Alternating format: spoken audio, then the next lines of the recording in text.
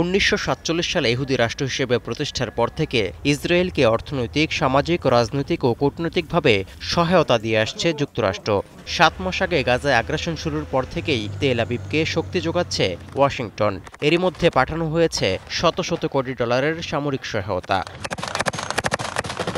10 লাখের বেশি বাস্তুচ্যুত ফিলিস্তিনিদের আশ্রয়স্থল রাফা শহরকে এখন হামলার কেন্দ্রবিন্দুতে পরিণত করায় কিছুটা বেঁকে বসেছে যুক্তরাষ্ট্র। বেসামরিক ফিলিস্তিনিদের নিরাপত্তার কথা চিন্তা করে শহরটিতে হামলা না চালানোর জন্য বারবার ইসরায়েলকে চাপ দিচ্ছে বাইডেন প্রশাসন। সম্প্রতি কোটি ডলারের একটি বোমার চালানো স্থগিত করে দেওয়া হয়েছে, যেখানে 1800 থেকে 2000 পাউন্ড ওজনের উল্লেখযোগ্য সংখ্যক বোমা ছিল। ওয়াশিংটনের এমন চাপ সত্ত্বেও পাত্তা দিচ্ছে না ইসরায়েল।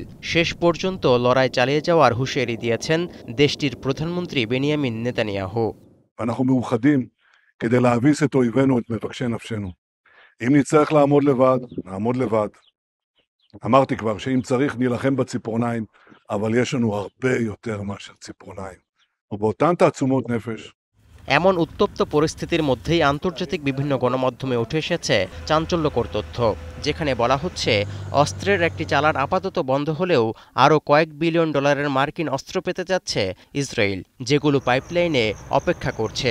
তবে এগুলো গত মাসে পাশ হওয়া সামরিক সহায়তার আওতায় থাকা অস্ত্র নয়। সিনেটর জিম রিশ জানান, ট্যাঙ্ক, মর্টার, সাঁজোয়া যানসহ বহু সামরিক সরঞ্জাম ইসরায়েলে পাঠানোর কথা রয়েছে।